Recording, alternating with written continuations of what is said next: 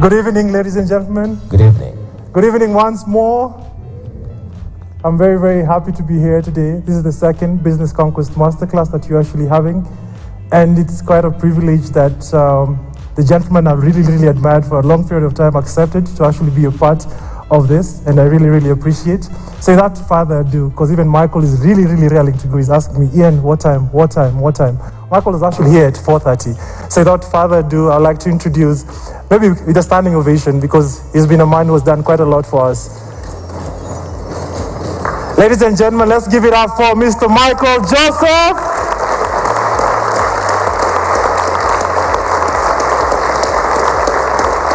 Let's clap until he comes in. Thank you.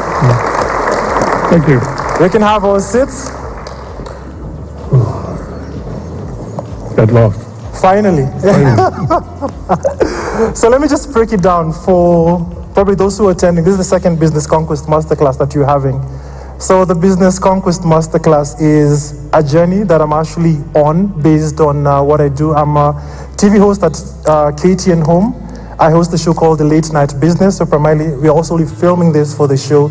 But primarily, it was inspired by this particular book I wrote in 2022. Primarily, I want to just share the Kenyan business journey. And primarily, I want to bring business leaders who can actually share with us how exactly they went about it. And primarily, we can be inspired. We can also do the same. So thank you so much for all of us for attending. Thanks so much, Michael, for agreeing to come here. Karibu, Michael. Thank you. Do I help you? Thank you. So primarily, we're just going to have this conversation for an hour. And then after that, we'll have a question and answer. So you have the opportunity to ask anything you may want to ask. The way we're going to structure this conversation, and primarily how Michael also wants us to go about it, is that we're going to start with the now, and then we're going to transition up to the point exactly you started this particular journey. So Michael, first of all, why did you agree to do this? Because I know you don't like doing interviews. Because you persuaded me. And I didn't realize it was going to be here in this environment, but you know, I don't really like to talk too much. I mean, after my stint after Safaricom was over, and then all the other things I've done, I thought I'd done with public speaking.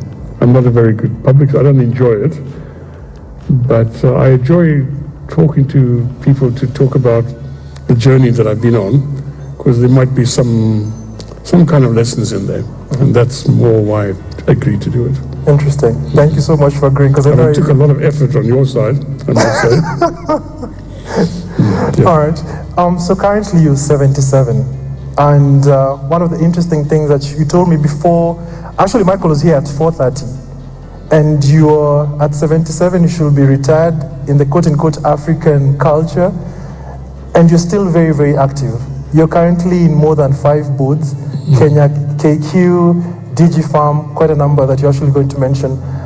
What exactly keeps you going at 77, whereby most of our parents, my dad is 70, is retired?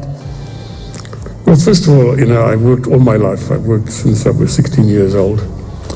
I've never really had any hobbies.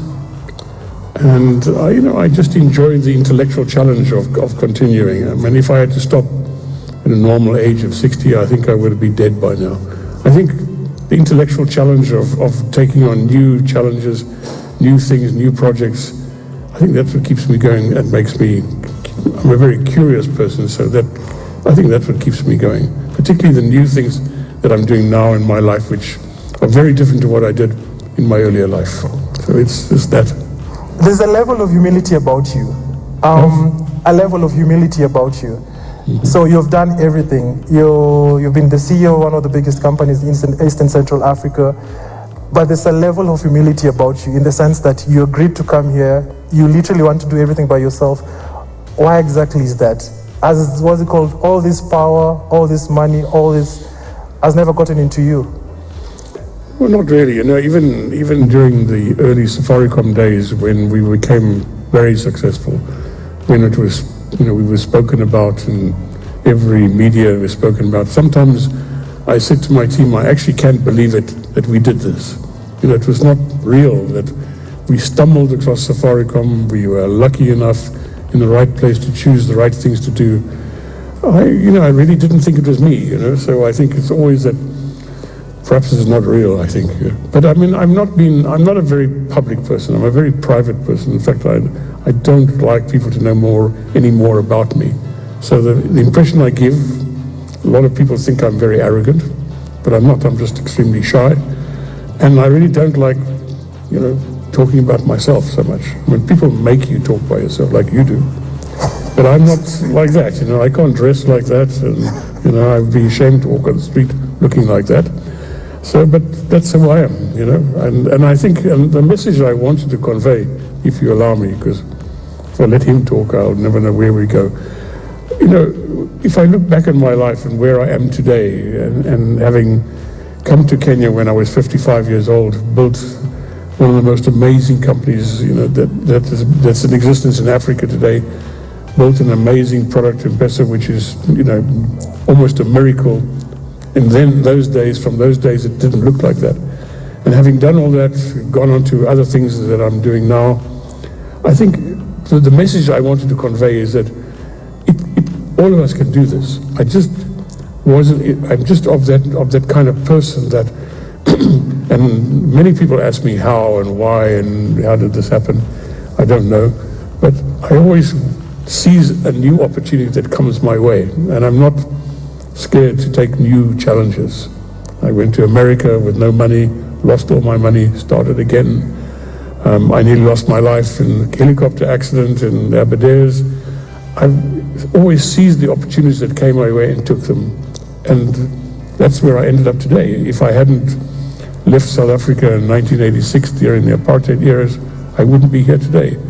If I hadn't seen an advert in a newspaper about a project manager job in the mobile industry in America, I wouldn't be here today. If I hadn't sat on a bus next to somebody who told me about Safaricom in Kenya, I wouldn't be here today. So all of those were opportunities that are given to you, and you have to seize them, whether they're right or wrong, and whether you make a mistake or you don't make a mistake. You'll probably ask me in due course about how many times I've been married. Yeah, I'm sure you will. To embarrass me. So I'll say out front, I've been married 4 times. But each one was different, and each one led me in another direction. Not that I'm advocating that you guys get married 4 times, of course, So I think this is the message, is that, you have to take life as it's presented to you and seize the opportunities, which may be good and may not be good. But every time you go down that path, you can learn something, and it will put you on the ladder to the next step in your life. And if you have enough courage to do it, and you're not worried about the consequences, then I think that's the way to go. I mean, people often ask me, you asked me, somebody asked me there, when will I retire? Who knows? When I drop dead, maybe, I don't know. I'm not thinking about 22 years' time, or when I turn 85, or I don't think like that. I think about just what happens to me today. Maybe I'll retire tomorrow. Who knows? Maybe the president will fire me. Who knows? But this is my life. You became the CEO of Safaricom at 55, at a point whereby, quote unquote, you should have been retired. First of all, just take us through the story of how exactly that came to happen. Because before Safaricom, you're the CEO of Vodafone in Hungary. So how did you come from Hungary? How did you find the opportunity to Kenya? How did that particular opportunity happen? Okay, so it's a happenstance story. It's by chance and everything like that. So I was actually the CTO, the Chief Technical Officer of Vodafone in Hungary, and I really wanted to stay there. I loved Hungary. I loved the country. I loved the people. I loved the culture. But I was not, my bosses told me at the time that I will never become the CEO of a European company because I don't have the culture, I don't have the diplomacy, I'm very tactless. They said you have to go to finishing school before you can become a CEO in Europe. Just not the right type of person. So I knew that I wouldn't get that job. And I was sitting next to a guy on a bus. We were going to some Vodafone event, and he just mentioned that Vodafone had just signed a deal with Telkom Kenya to have a joint venture to start Safaricom or restart Safaricom in Kenya. And I just said, wow, I wouldn't mind going to Kenya. Not that I wanted to come to Kenya specifically, but I wanted to go to the migration. So I was Safari there. I wanted to go, and the next day I got a call to come in for an interview, and 2 days later I came to Kenya. Was it your first time in Kenya at that particular point? First time, 1st of June 2000, first time in Kenya. And the business plan that we had, that Vodafone prepared for Safaricom, was so poor and had no real growth in it. It had 350,000 customers in 5 years. We had no money. $20 million was the total capital of Safaricom. So it was hopeless. It seemed like a hopeless thing. So basically, Vodafone had sent me here to fail. That was the essence of it. Sent me to dark Africa, to fail. And so that's how I got here. And of course, the origins of Safaricom, you all know how we started out, a very small company. But what I did, and I think this is part of my character, is I didn't read a lot of books about Kenya, business books about Kenya, even business books. I don't think I've ever read a business book in my life, actually. Maybe read the first chapter, maybe, but that's about it. But all the decisions I made in the early days of Safaricom was from gut feel. It wasn't from, I remember going to a well-known advertising company here, and they started to make a presentation to me, and consulting companies or advertising companies, sorry about those people in advertising, they always have circles and triangles for some reason. So you always have a circle, a triangle, and a circle surrounding it, and that means something. I don't know what it means. Anyway, 10 minutes into the presentation, I said, stop talking to me. I know what I'm going to do. The company is going to be called Safaricom. Keep the name.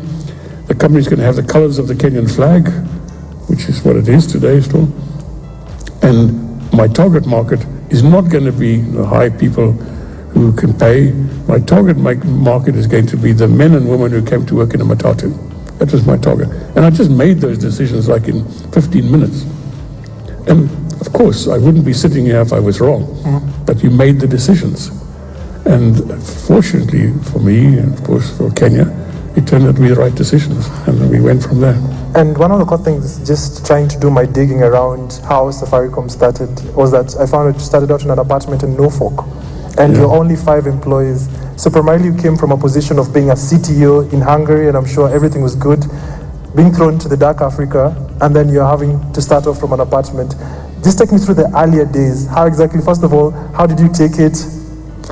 Well, it was very tough. I mean, first of all, you come to a city like Nairobi. This is in 2000 now, so going back a while. And I stayed at the Norfolk Hotel, firstly.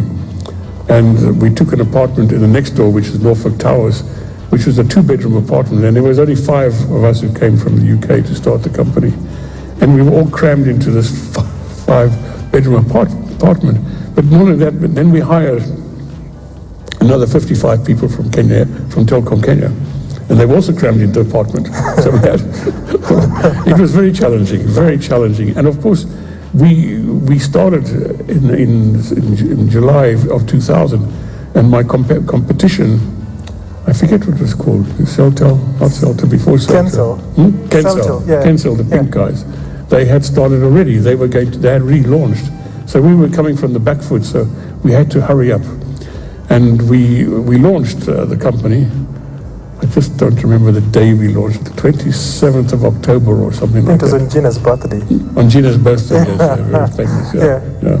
And we launched, and in the big event in the carnival, and I learned my first lesson about events, which I remember now, is bring enough beer. Why? Because we ran out of beer in half an hour. Well, I think most of the people came there for the drinks, Anyway, we launched the company on a Saturday night, and on the Monday the network collapsed.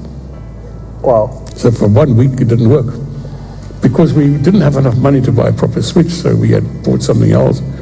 Anyway, so our beginnings were not auspicious. And primarily you'd come from the corporate side, so primarily coming to Safaricom is more like a startup. Yeah. And how did you deal with that particular challenge? Because I know primarily maybe one of your leadership style, you're very, very hands-on. So what exactly did you do during that particular week? Okay, my leadership style is not described as diplomatic or friendly or democratic or anything. I'm a terrible, terrible dictator. So first of all, we moved from Norfolk Towers to our first Safaricom headquarters just down the road, and we only had the 3rd floor, so we were all in the 3rd floor. All my meetings started at 7 o'clock. So every morning we have a meeting at 7 o'clock, and the people complained a lot about coming to work at 7. Anyway, I just said, you come to the meeting, you don't come to the meeting, you don't come in the room. But it was very driven. We had targets we had to meet, and you had to just meet your targets.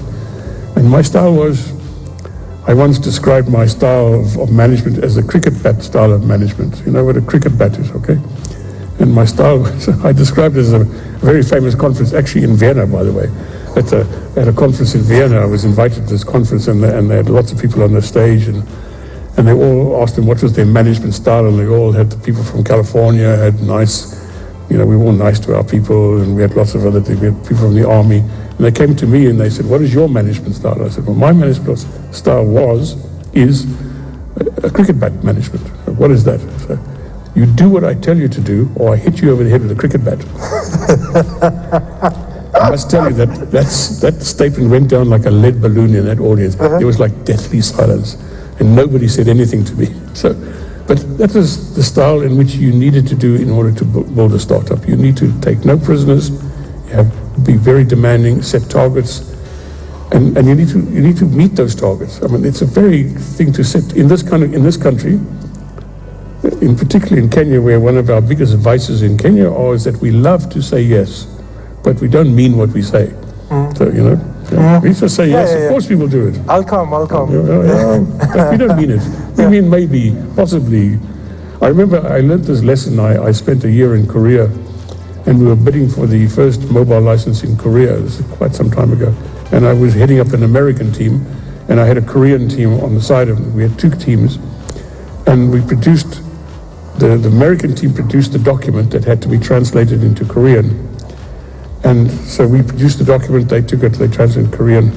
Anyway, at one point there was one particular document, and the head of the Korean team came to me and said, when will it be ready? So I said to my team, when will this document be ready? And they said, 2 o'clock on Tuesday. They were guessing. At 2 o'clock on Tuesday, this Korean leader came to me and he said at my desk, where's the document? Wow. I said, oh, it's not here yet, I'm sorry. But he could not understand that I'd said Tuesday at 2 o'clock, and it wasn't there at 2 o'clock. And that lesson was learned, ingrained in me now. All of us are, to some extent, some of us are project managers here. And we always promise the earth, Don't worry, we'll deliver. And what we mean when we say we'll deliver on such a date, we mean that we'll work like hell, we'll work 24 hours a day if necessary, and we just hope that the day we deliver is the date we promised. That's our style of project management in Kenya. Not the way it should be done. We should work towards meeting the date that we promised in the first place.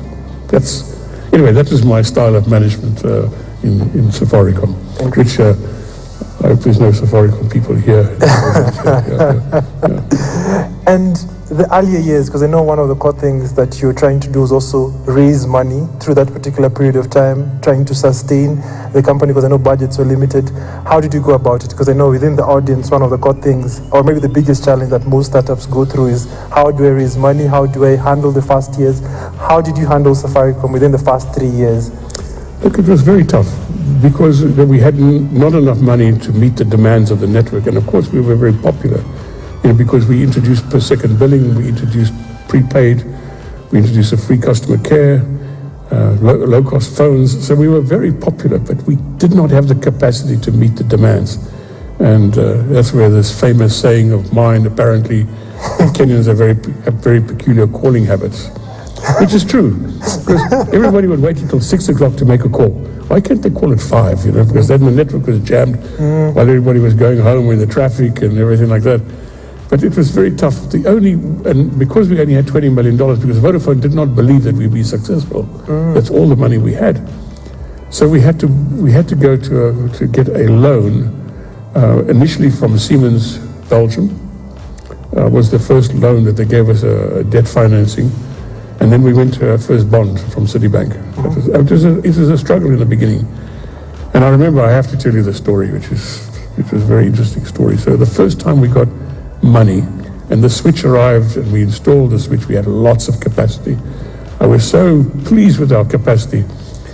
So I decided to reward all my customers with a secret gift.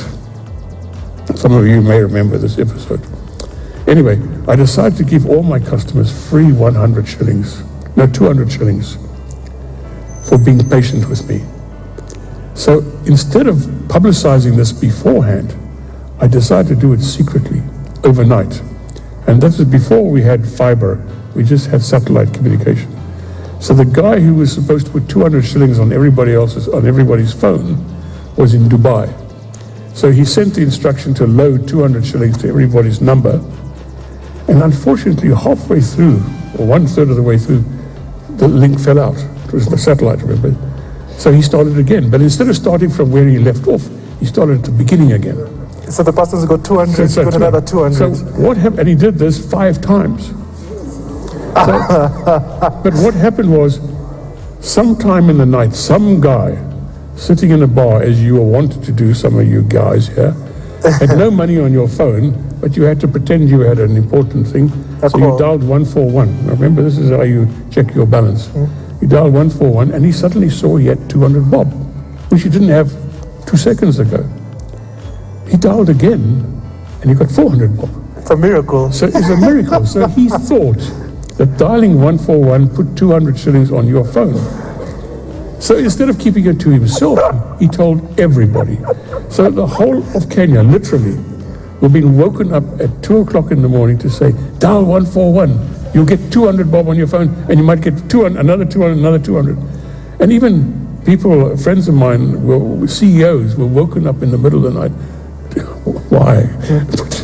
This is Kenya, peculiar people, Even CEOs woke up. 200 bob on your phone. So at 5 o'clock in the morning, the team called me and said, there's something really strange. The network is completely jammed. Nobody could make a call. People were just dialing 141, dialing 141. So we went into the office, we went to the switch, and we tried to figure out what happened. And eventually we figured out what happened. Now this is early days, okay? I had, 180,000 customers at the time. Can you imagine? 1,000 bob, 180,000 customers. It would have killed the company right from the very, it would have just killed us overnight if people had started spending that money. So I started to take the money away, to decrement the money. So now people had 800, then had 600, then had 400. So now people try to spend the money before it all went out, And then the network is jammed even more. So I remember traveling around here with Telkom Kenya was over here in Telkom House over there. I remember traveling, and people shouting at me in the street about the network was completely jammed for a whole week. And then I had to go on TV, try to explain it. This doesn't sound like a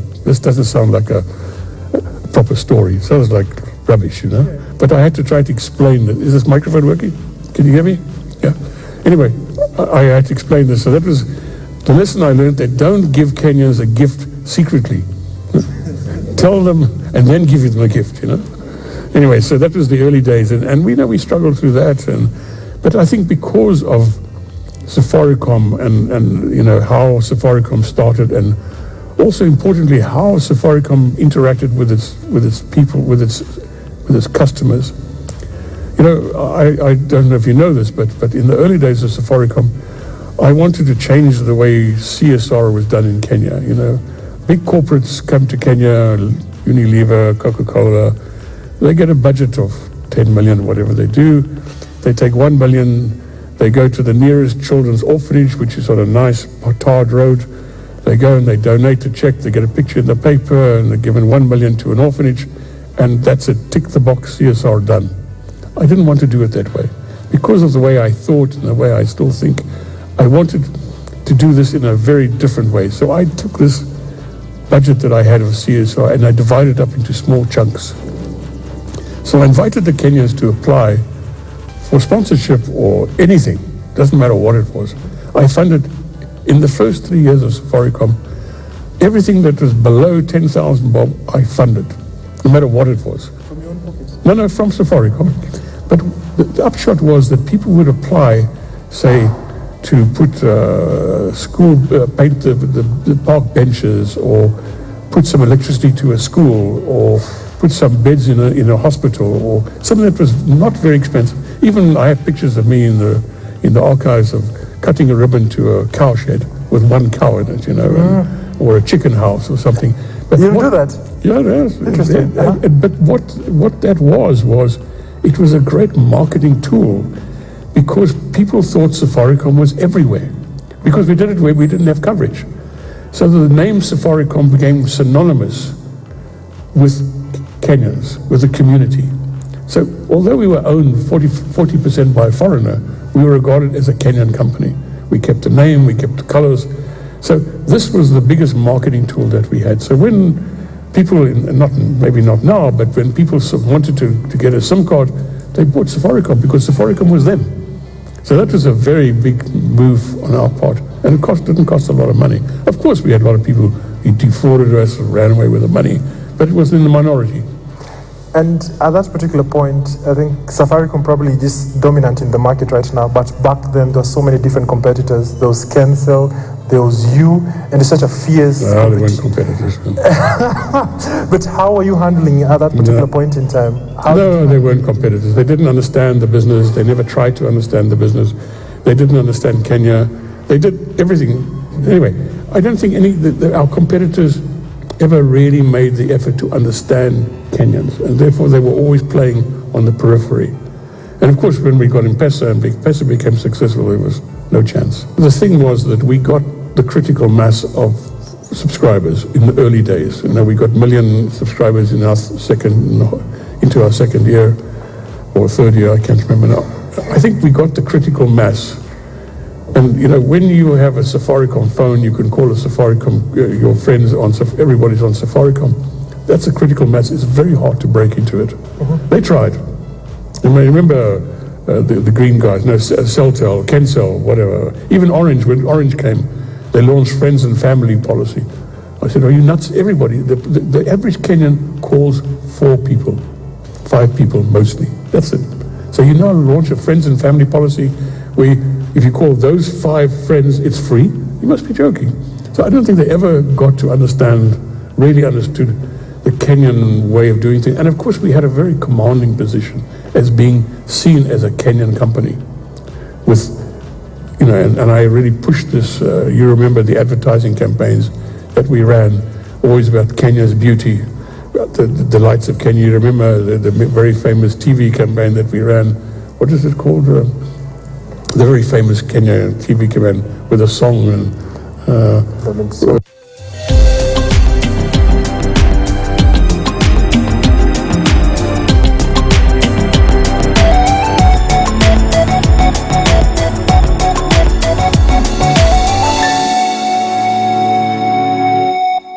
Subscription yako uwe connected. Guswa hisia na drama na telenovela freshi, movie kali, documentaries, mziki na lifestyle channel. Changamka na StarTimes. Let's get ready to download StarTimes on app kwa burudani kemkem wakati wowote popote ulipo. StarTimes, furahia maisha kidijitali. Is Dove better than ordinary soap?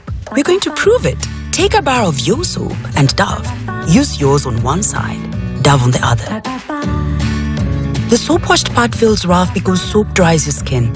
The Dove side is softer, smoother, and more radiant. Why? Dove is different. With 1/4 moisturizing cream, it deeply nourishes for radiant skin all over. Try Dove and feel the difference.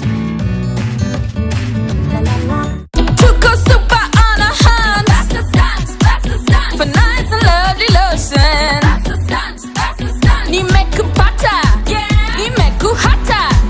Your skin is glowing. It's nice and lovely. Nice and lovely, feeling great. Back to school, I cannot wait. Crazy offers. Save up to 180 bob. Buy now at a store near you. Form ikijipa, mimi nani. Now it's time to get extreme ice fresh. Ukiwa fresh all day, una stay fresh all night. Niki step onto the scene, na nikiona painting, shajua rada. Hona bro, be a boss man, be your own man. Ukiwa your own man, unakaa fiti na una smell even better. Be your own man with new Vassman Extreme Ice. Dark marks keep coming back. Any tips? Double the vitamin C power. New Garnier Vitamin C Day and Night Serums. Daily with the #1 Vitamin C serum to correct dark marks. At night, new 10% Vitamin C serum to help prevent their reappearance. Together, twice as fast dark mark reduction. The Power Duo. New Garnier Vitamin C Day and Night Serums. By Garnier, naturally. Nimejaribu mafuta na sabuni nyingi, hazikusaidia kurelieve eczema, dryness, or my baby's sensitive skin. Tangu nigundue the new Nice and Lovely Baby Naturals wash, ni soothing during bath time na haiwashi macho. Ngozi imebadilika kabisa. Thanks to Nice and Lovely Baby Naturals Jelly and Cream. Jionee mwenyewe. The power of 3-in-1 Jelly and Cream moisturizes, protects, and repairs. Chagua Nice and Lovely Baby Naturals, approved by pediatricians and dermatologists.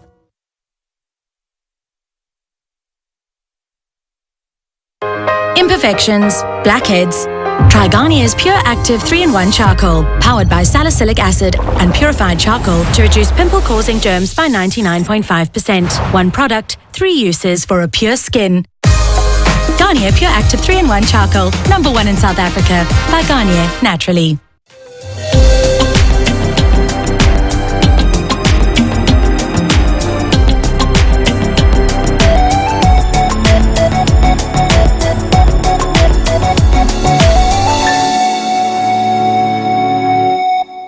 Subscription yako uwe connected. Guswa hisia na drama na telenovela freshi, movie kali, documentaries, mziki na lifestyle channel. Changamka na Star Times. Let's get ready to download Star Times on app kwa burudani kemkem wakati wowote popote ulipo. Star Times, furahia maisha kidijitali. And so that's what we did. We launched it in Thika, we tested it, and then what we found was the Kenyans themselves, being innovative people, were using the USD menu structure. They'd got money from the microfinance firm, a loan, and then they sent that money that they got to somebody else using the US Disney menu. And that's what they were doing, sending this money around and around. So my staff came to me and said, look, there's something here. So I said, okay, let's try it. And so we rewrote the software. Okay, now it's easy to look back and say, wow, what a fantastic idea. But we didn't know it would be so successful. I mean, we spent a lot of money in our first year. A lot of money in our first year. And primarily because innovation primarily is at the heart of Safaricom, and primarily one of the core things that you put into place. How did you launch it to the market? And primarily, what was the initial perception of M-Pesa? We had, first, I knew that if M-Pesa to be successful, people had to have confidence that if they put money into M-Pesa, somebody could take it out at the other side. They had to have confidence there was a way to get their cash back in their pocket. Because initially, that was the thing, send money home. So this not the secret, but the key success factor of M-Pesa was our distribution network. I wanted to have a distribution network that literally, and it's somewhere in a book you can read, it's called, I forget the name of the book, but there's a whole book about it. I wanted to stand at the top of a village street, and I wanted to see 4 M-Pesa signs. So the distribution network was critical. It's like if you go to America, if you fancy a cup of coffee in America, you turn around, there's Starbucks. So you go to Starbucks. Not great coffee, but it's there. And that's the same thing with M-Pesa. I wanted to have a distributor at every level. The first advert we ran, I don't know if you remember it, I hated it very much, the first advert. It was this money flying through the air and landing in somebody's phone. Awful advert. But people liked it. And people hiding money in the mattress and all those things. So that was it. But remember, each M-Pesa subscriber cost us $1.50 just for the SIM card, because we had to change the SIM card. We had to pay another $1.50 to the agent, and then so each subscriber cost us $5. So remember, we had 1.2 million customers in our first year. Wow. So I spent a lot of money. 1.2 times 5. If it had been unsuccessful, if we had failed, of course, I wouldn't be sitting here and be such a great guy. But we were successful. And many people told me not to do it. Vodafone didn't want me to do it. The shareholders didn't want me to do it. The board didn't want me to do it. But I did it. And primarily, when you did it, did you have the backing in terms of financial backing? How did you raise the money for M-Pesa? We didn't need to, because we had a budget for loyalty. So if, instead of spending money on loyalty, giving subsidy on a phone if you took another contract, whatever, that's the money we spent. And it happened in 2007. Yeah. And primarily, I remember in 2007, there was the post-election violence, there was the election, it was such a hard period. Because I think in Kenya we face this, every 5 years there's always that particular challenge. But how did you build M-Pesa at that particular, I can quote unquote, negative time? I think first of all, M-Pesa was extremely important during that time. And remember, our network stayed intact. I think we only lost 4 base stations in Western Kenya during that time. So I think the big thing was M-Pesa was a very valuable product, or very valuable thing to have during that time when banks were closed, when you couldn't get money. M-Pesa worked. So it was very important. And by the way, many of the people in the displaced people's camps during that time, they were fed by charities using M-Pesa. Interesting. And there's something that you've actually mentioned about some of the values that you put out as a CEO, innovation being one of them. And I know most companies always probably put it as part of their values, innovation, but how did you instill it in Safaricom from day one? And why was it very important for you? Because I wanted to be an innovative company. I think this is what you want to do. I mean, when you're old man like me, you want to have a legacy. And I think the legacy was to be innovative and to come up with new ideas all the time. And we had I think we just encouraged it within the company. There were lots of things we did to encourage people to be innovative. Even in our CSR program, we used to give people 6 months off if they wanted to go and work for a charity and come back to work if they wanted to. So we had, these people everybody, I tried to force it, but I said everybody has to take 5 days of leave every year and go do something for their community. Not part of the annual leave, but just have 5 days, go do something with your community. I think that's kind of how we developed this loyalty within the company, I think. And how did you instill this culture? Because I know one of the core things about any business is by orders of the boss. The cricket. The cricket bat. So just that is you do it. This is how you do it. No, I think we had a great team. We had very few expats in our team. We had a great bunch of people. We still have a lot of them still. The Kenyans that worked for us. I think they understood it. When M-Pesa took off and it impacted so many people's lives, I think then people in the company start to realize they're working for a company that really wants to change people's lives for the better. And that was my philosophy. I have this philosophy, and I don't want to share any spiritual things here, but I honestly believe that, when we came on this earth and we were given these facilities that we have a brain, we have ability to do things with your hands, you have ability to think. It should not be taken for granted. We have this for a reason. So why would you live here in your world for 70, 80, 90 years and just consume? You cannot be put on this earth for that reason. You must be on this reason to do something with your life. Now, we all can't be priests, missionaries, doctors, saving people's lives. As business people, we can also do our part. And that's my philosophy, is how to change the environment around you to make people's lives better, then they would love you. And that was, if you look at M-Pesa, how we started M-Pesa, I didn't do M-Pesa to make money. Today it makes a lot of money for Safaricom. But in those early days, it was just a break-even product. I just wanted to change people's lives for the better, because if you change people's lives for the better, and many of you, I'm sure, are M-Pesa customers, and you know how convenient it is, because of that, you stay with us. You don't go to these other characters. I don't mention their name, by the way. Just throwing some shade. You were CEO for 10 years during that particular stint. It was your first stint as a CEO. What did you learn, or primarily from your stint as a CEO, what do you think should a CEO do, and what are other CEOs that you've actually interacted with think that are not doing quite well as a CEO? I don't think we have time. I think the only thing I can say, I don't want to go and talk about what you learned. And I think the most important thing as a CEO, you have to lead from the front. I think that's the most important thing that a CEO has to do. You must be seen, you must be in the front, you must take the hard knocks when they come, and you take the glory when it comes to. But you need to lead from the front. The company needs, your customers need to see you and know who you are. In this environment, and particularly in an African environment, I believe that's true. If you're in Europe, you name me, I bet you none of our subscribers in Vodafone know who the CEO is. But you ask who the CEO is of Safaricom today, or they'll tell you. They know. If you have that personality to lead from the front, and you must know that if you don't lead from the front, someone's going to run over you. And I'm not going to get run over.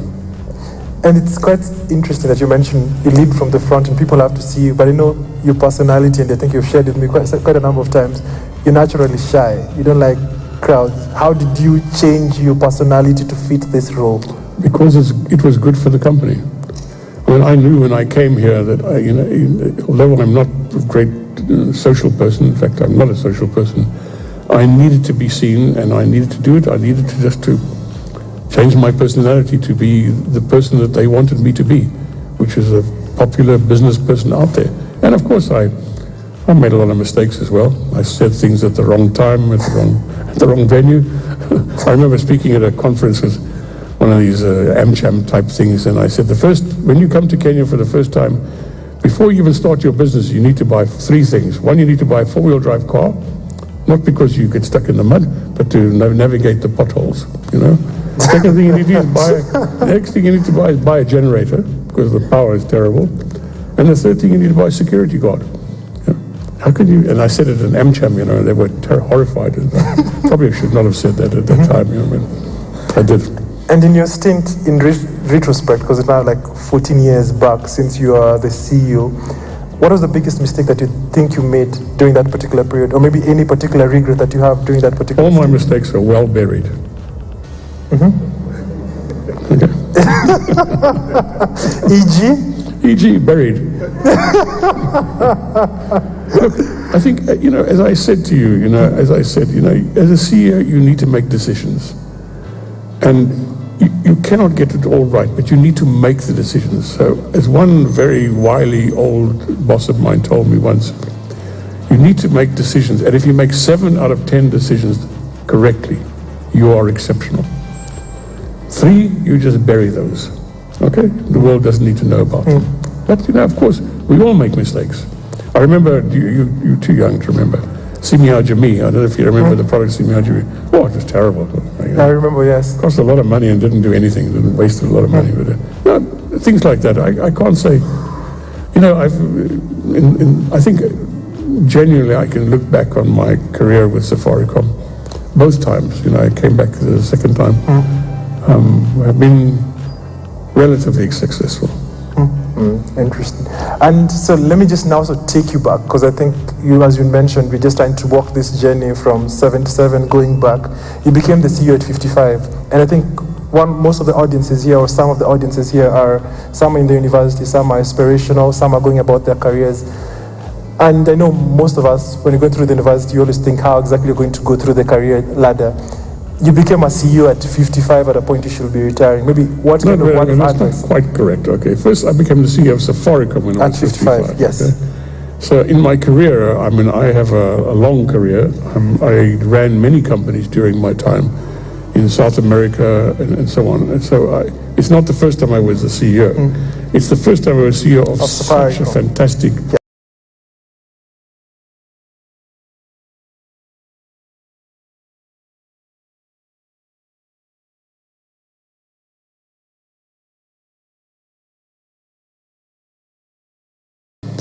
I wish I could have these words of wisdom that you could just take them, write them down, do them, and you'll all be successful, but it's not the case. The only words of wisdom I can say to young people, first, you have to work hard. There's no substitute for hard work, and not everybody's born with a silver spoon in their mouth. Not everybody comes from a wealthy family, and so on. I said that it did not. So you have to work hard, that's the first thing. And I mean work hard. In today's environment, I mean, I don't want to speak for young Kenyans here, but certainly in Europe, that's not the case anymore. In America, people don't want to work hard. Society owes them a living. I think first you have to work hard, and there's no substitute for that. The second thing is, I said, you know, you need to take your chances in life. Maybe you'll study economics at university. Maybe you'll study literature. Maybe it won't be your job that you'll do in the end, but it provides the basis for you to grow in your job. Try to go to university. I mean, that's the other thing I would say. Even my own children, I insisted they go to university. None of them are practicing what they learned at university, but the university gives you this discipline of having to learn on your own. And that's, I think, is just do that. And then, as I say, take your chances in life. Don't be afraid. Don't be afraid to take that leap into the unknown, because no matter what, no matter what might happen, it might be a bad leap into the unknown or a good leap, but you'll learn something from that leap. And so I think that's my words of wisdom, if you can call them that. And speaking about a leap, one of the core things that, just doing my digging on you, is that one of the greatest, or maybe one of the big leaps that you've done in your life is when you're at 40. And from what exactly you uncovered, and you can actually just get to correct me, was that at that particular point, you're 40, you had your first divorce, what's it called? You had to leave South Africa. You were in South Africa at that particular point in time. And then you had an opportunity that was presented to you for the investors in America. You left everything in South Africa, went to America. It didn't work out. Take us through that particular journey. Okay, so it's a long time ago now, but I think the lesson there, okay, first of all, yes, it happened that way. I decided in the 80s, the late 80s of South Africa, is that I did not know where this country was going to go, and I had 2 young daughters, and I was not sure where we would go. You know, there was nobody, everybody knew what was coming, but nobody knew how the population would react. I mean, if it wasn't for Nelson Mandela, I think it would have been terrible, but at least, you know, he was the great man who held it together. But nevertheless, I didn't know that at the time. So I decided to leave South Africa and go to the US. I was thinking about Australia, but America, because of there was a great lot of telecoms development in US at the time. I went there, I started a new company there, I got a visa, but my partners, who was a critical part of making this company work, abandoned me at the last minute. They didn't join, so I was left on my own. So I lost all my money, which is quite a lot of money in those days. I couldn't go home. I didn't have a visa anymore, because now my visa was with this corporation. And so I had a very difficult choice to make. What do I do now? Because I have no money, no family. My family's in South Africa. I miss my kids, so all those sort of things. But I resolved not to go back, because I thought that would be not the right thing to do. I resolved to stick it out. And there's some story in between which I'll not want to repeat in public here. But in the end, I was another lucky step, could have called it luck, seized the opportunity. There was an advert in the newspaper. I mean, who advertises in the newspaper, for goodness sake? An advert in the local newspaper, international project manager for a mobile phone company. And I applied for the job. I knew nothing about mobile. Okay, you guys won't even know what I'm talking about now. I went to the library. Okay, a library where there had no phones, nothing. No phones, no Google, no internet, and I learned all I could learn from the library. It was a magazine called Scientific Illustrated. I don't know if you remember that magazine. Yeah. Anyway, mobile was all in there. It was all very new. I learned what I could learn there. I applied for the job, and once more, what happened was I went for an interview, and the guy who interviewed me had just come back from a safari in South Africa, and all he could talk about was his safari in South Africa, and he gave me the job. He didn't even interview me, ask me anything about mobile, what did I know. He gave me the job. In the end, I became his boss. But so I think the story once again is that it was an opportunity that came my way. I took it. I could have gone back to South Africa to what? I really don't think you go backwards. And because as you mentioned, you lost all your money in a different country, your visa has expired. First of all, and it's primarily some of us, maybe I'm sure within the audience, maybe someone is going through that particular hard period. How did you see it out? Maybe when you look back, what are some of the words of wisdom you can actually share about sticking out through the hard period? From what exactly you remember? I'll tell you the story, okay? Because I haven't told the story, but it's in my book somewhere. When you read my book, you'll find the story. So I was sitting in a place called Colorado Springs. I was very depressed.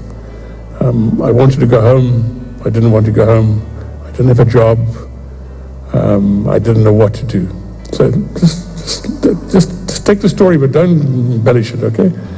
So in Colorado Springs is the Air Force Gymnasium, the United States Air Force Gymnasium. Colorado Springs is also the headquarters for NORAD, which is where they have this underground thing to stop nuclear war. Anyway, I was doing a fiber optic project there for them. And I didn't know what to do. So I went to they had an interdenominational chapel in the gymnasium. A very not a Catholic church, not a Presbyterian, not anything, just an interdenominational chapel. And I went in and I just sat there trying to figure out what the hell I'd do with my life. And I heard this voice. Okay, Don't write this down. I heard this I think I'm nuts.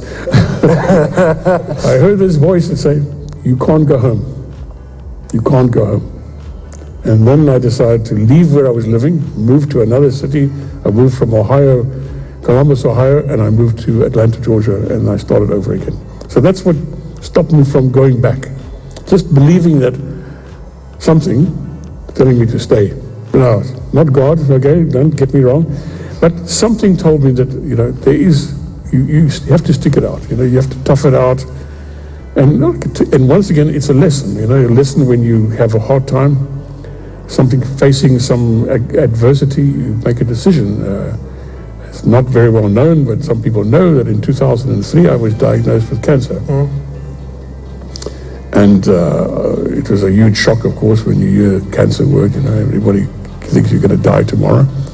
Anyway, I was facing a real adversity because the only way to solve this cancer problem was to have a very big operation. And which, unfortunately, you know how a medical professional are, when they're truthful, they're too truthful. They say they cut you open, they can see right through you. And so, can you imagine the doctor telling you they're going to cut you open so they can see right through you? So I refused to have the operation. Anyway, I said, I'm not coming for this operation. And the guy called me up and he said, okay, if you don't come, you will die in 6 months' time because your cancer is not curable in a normal thing. It's a very big thing when someone tells you, you're going to die in 6 months unless you come for this terrible, terrible operation, which I did anyway. And I was in the hospital for a record-breaking time, 10 days I was out. Why? Because I'm a big Formula One fan. And on the TV in the hospital, there was no Formula One. So that's the right formula. And there was no Formula One on the TV, and I said, I can't stay here and I can't watch Formula One. I have to get out of this bloody hospital. So I left with all the bottles and all the drips and everything hanging on me. I even, another story, I even went to, this is in Cape Town, and there was, the opera was playing. Any opera lovers here? Yeah. A very famous opera, the Hebrew chorus, what is it called? Verdi. Not Verdi, no, the Hebrew chorus, I forget. I'll think of it now. Anyway, I went to the opera with all these drips and bottles and clinging and thing going down there, but it just stimulates you to get better quicker, I was home the doctor told me I have to take a year of my life. It took me 5 months. I was home and running Safaricom. And I ran Safaricom from Cape Town in my hospital bed. And was it a will to literally see it out, or was it another voice that told you to see it out? Look, in my life, I don't have this introspection. For me, get on with work, get on with life. There's no, oh my God, I'm going to die tomorrow, I have to do this, I have to do that. No. As I say, I live my life day to day.